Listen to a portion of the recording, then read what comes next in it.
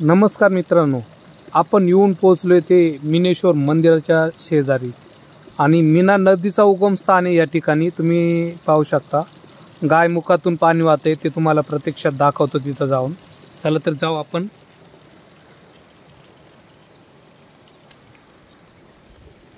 या ठिकाणी पाणी वाहते पण इथं पावसाच्या टायमालाच पाणी असतं, पण ज्या ठिकाणी आपण जाणार आहे मीना नदीचं उगमस्थान आहे तिथं कंटिन्यू पाणी वाहतं, 12 महिने पाणी वाहतं। चला तर जाऊ आपण पुढे।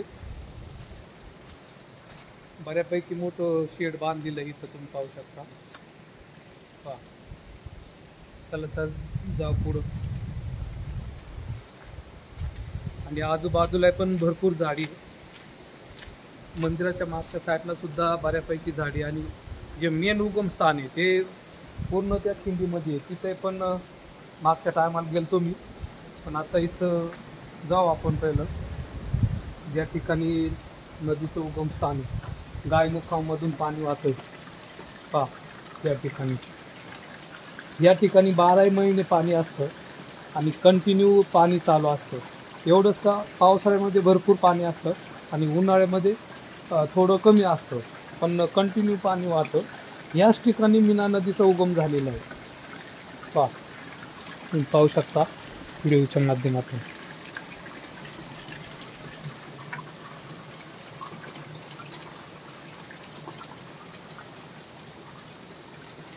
चला तर जाऊ आपण दर्शनासाठी आतमध्ये।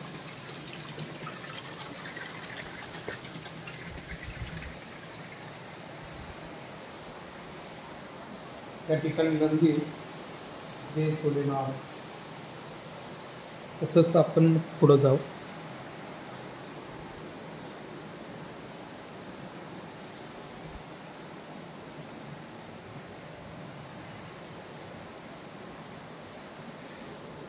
ओम नमः शिवाय, हर हर महादेव।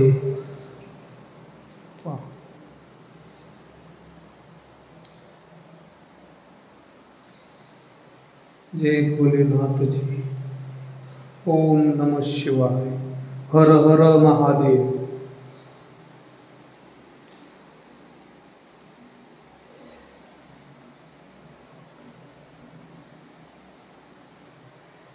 सध्या आपण आता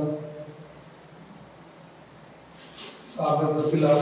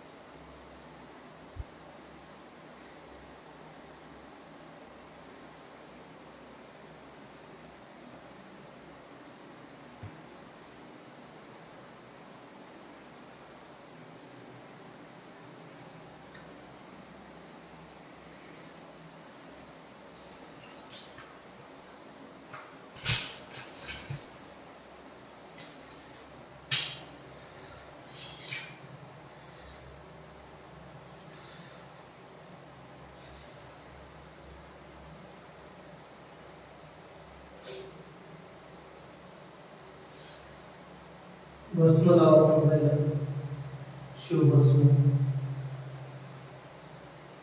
दिलेला भोलेनाथ। हर हर महादेव, शिव शिव शिव। ओम नमः शिवाय, हर हर महादेव, शिव शिव शिव। जय भोलेनाथ जी।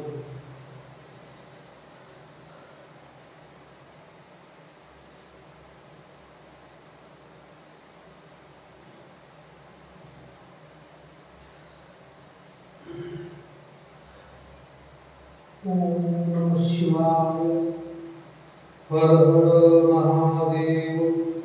ओम नमः शिवाय, ओम नमः शिवाय, ओम नमः शिवाय।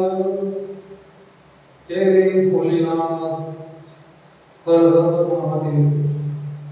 जय शंभू, जय शिव शंभू। चला तर आता दर्शन घेऊन झालेले, जाऊ आपण बाहेरचा पण परिसर आपण पाहू शकतो। चला।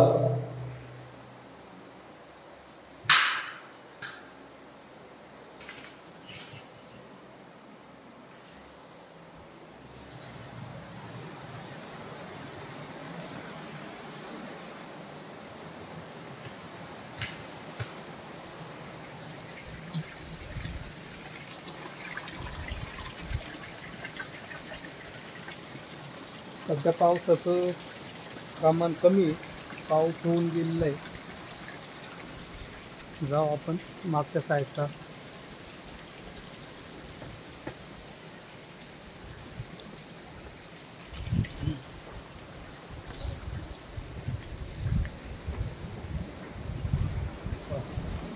आजूबाजूला तुम्ही पाहू शकता सोनकीची पण फुलं आहे वरती.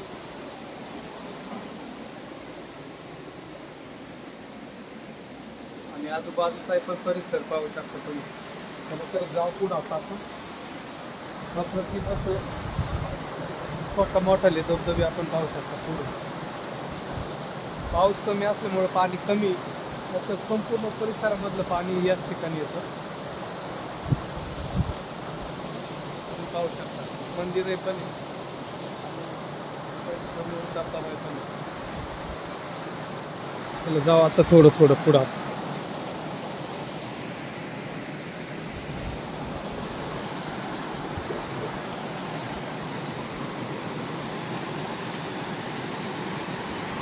मिनेश्वर मंदिर, मीना नदी उगम स्थान. ओम नमः शिवाय, हर हर महादेव.